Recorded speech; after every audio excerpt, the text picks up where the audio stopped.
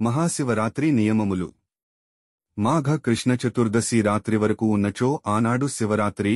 అప్పుడు శివరాత్రి వ్రతము చేసినచో అశ్వమేధ ఫలము గలుగును అని నారద సంహితలో ఉన్నది. అర్ధరాత్రి అనగా రెండవజాము చివర 2 గడియలను, మూడవజాము మొదట 2 గడియలను అని మాధవుడు చెప్పెను.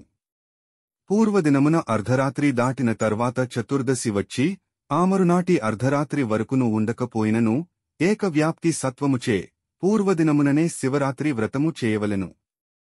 పూర్వదినమున అర్ధరాత్రి నుండి మరునాడు ప్రదోషము వరకును చతుర్దశి యున్నచో పూర్వదినముననే మహాశివరాత్రి.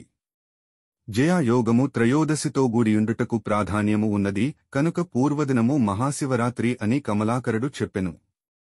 పూర్వ పరదినములు రెండింటిలోనూ అర్ధరాత్రి వేళకు చతుర్దశి లేనిచో ఆదినమే శివరాత్రి.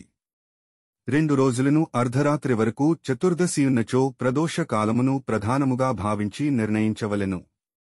2 రోజులను ప్రదోషవేళకు చతుర్దశియున్నచో అర్ధరాత్రి ప్రధానముగా నిర్ణయించవలెను. ఒకనాడు ప్రదోషార్ధరాత్రములలో చతుర్దశియుండి తరువాతి రోజు ప్రదోషము వరకే ఉన్నచో, అనగా అర్ధరాత్రి దాటిన తరువాత అమావాస్య మొదలైనచో అర్ధరాత్రి ప్రధానముగా శివరాత్రిని నిర్ణయింపవలెను. ఈ శివరాత్రి ఆది సోమ మంగళవారములలో వచ్చినచో మరియు ప్రశస్తము. ఉపవాసము చేసినవారు చతుర్దశి యుండగనే పాలన చేయవలెనని కొందరు చెప్పిరి. మరికొందరు చతుర్దశి వెళ్లిన వెంటనే చేయవలెననిరి. కాని చతుర్దశి వెళ్లినను మరునాటి ఉదయముననే పాలన చేయవలెను అని స్కాంద పురాణములో ఉన్నది. తిథి చివర పాలన చేయవలెనన్నది కృష్ణాష్టమికే వర్తించును, శివరాత్రికి కాదు అని కమలాకరుడు చెప్పెను.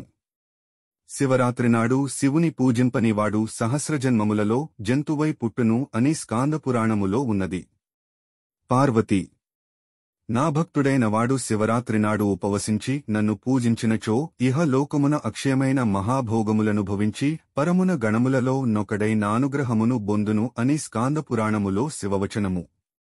శివరాత్రినాడు ఉపవాసము, శివార్చనము, జాగరణము చేసినవాడు కోరినవన్నీయును పొంది చివరకు శివునితో గలిసి ఆనందించును అని స్కాందపురాణములో ఉన్నది.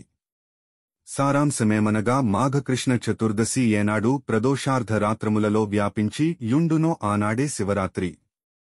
మాఘామావాస్యనాడు శతభిష నక్షత్రము వచ్చినచో ఆదినము పితృదేవతలకు చాలా ప్రియమైనది.